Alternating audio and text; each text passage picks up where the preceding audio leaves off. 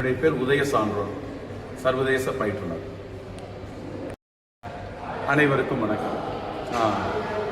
ஒரு ஏழை விவசாயினுடைய மகன்க.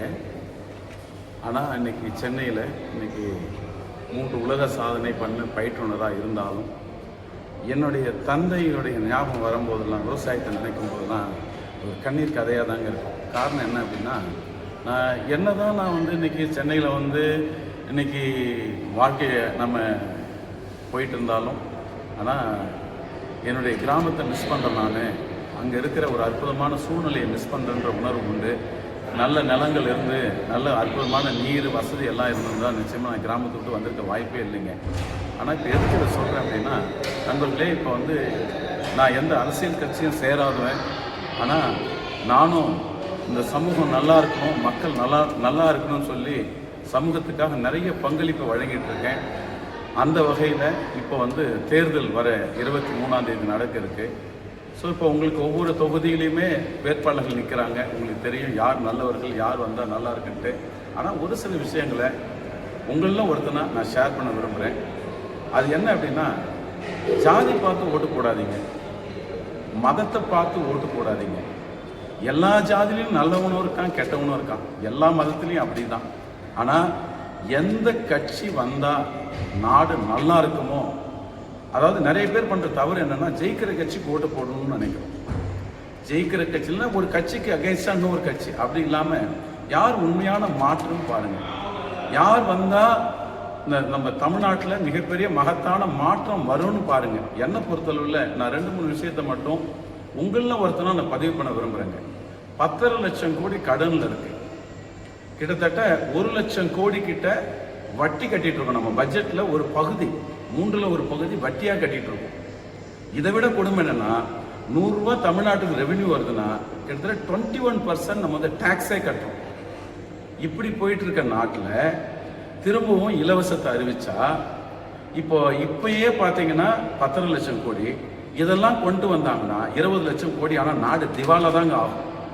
அப்போது இலவசம் உண்மையான மாற்றா? ஏன் ஏழ்மை வந்தது? ஏன் இலவசம் கொடுக்கணும் அப்படின்னா, வாழ்க்கை தரம் அவங்களும் வேலை வாய்ப்பு கிடைச்சி நல்ல வருமானம் வந்ததுன்னா இலவசத்தை விரும்ப மாட்டோம். யார்கிட்டயா போய் நீங்கள் கூட உங்களுக்கு ஒரு உதவி வேணும்னா கையாந்த மாட்டீங்க. நீங்கள் வளமாக மகிழ்ச்சியாக இருந்தீங்கன்னா நீங்கள் ஹாப்பியாக நீங்கள் 4 பேருக்கு உதவி செய்வீங்க. அப்போ தன்னிறைவு பொருளாதாரம் தான் ஒரு அற்புதமான மாற்றம். வளர்ச்சி தான் உண்மையான மாற்றம். இலவசம் கொடுக்க வேண்டாம்னு இல்லைங்க. இப்போ ஃபின்லாந்தில் கல்வி சூப்பராக இருக்குது. கனடாவில் கல்வி மருத்துவம்லாம் ஃப்ரீ. அது மாதிரி உயர்தரமான கல்வியை, உயர்தரமான மருத்துவத்தை, உயர்தரமான அந்த நீர், விவசாயத்துக்கான நீரும் சரி, எல்லாமும் கிடைச்சது அப்படின்னா இந்த சமூகம் நல்லா இருக்கும் இல்லைங்களா?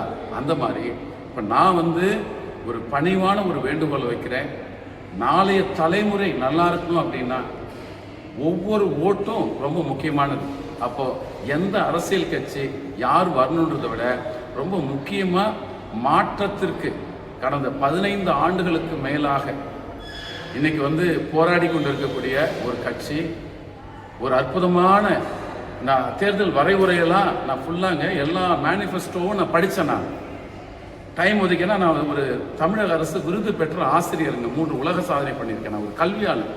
நான் படித்ததில் நான் வியந்த ஒரே ஒரு தேர்தல் அறிக்கை நாம் தமிழர் கட்சியினுடைய தேர்தல் அறிக்கை தாங்க. இது எல்லாத்தையும் கம்பேர் பண்ணும்போது, அதாவது எப்பொருள் யார் யார் வாய் கேட்பினும் அப்பொருள் மெய்ப்பொருள் காண்பது அறிவுன்ற மாதிரி நான் சொல்கிறதெல்லாம் எடுத்துக்கணும்னு அவசியம் இல்லைங்க.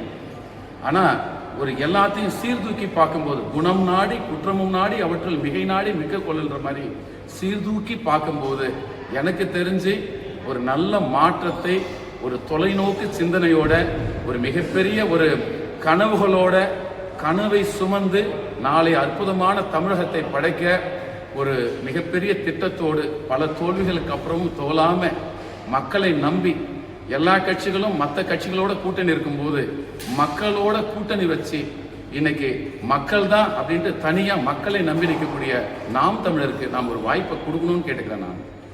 அப்போது நல்ல மாற்றங்கள் வரணும். அதே மாதிரி காரைக்குடியில் இருக்கிற அன்பு சொந்தங்களுக்கு பல பேருக்கு பல ஆண்டுகளாக போட்டீங்க வாக்குகள். ஆனால் இந்த முறை சரித்திரத்தில் இடம் போற ஒரு அற்புதமான தேர்தலுங்க. ஒரு வரலாறு படைக்க போகிற தேர்தல். இந்த முறை நிச்சயம் நீங்கள் திரு சீமான் அவர்களுக்கு ஓட்டு போட்டு காரைக்குடி உலகத்துக்கே பெருமை சேர்த்த ஒரு பெருமையை நீங்கள் சேர்க்கணுன்ட்டு ஒரு பணிவான வேண்டுகோளை வைக்கிறேங்க. நன்றி, வணக்கம்.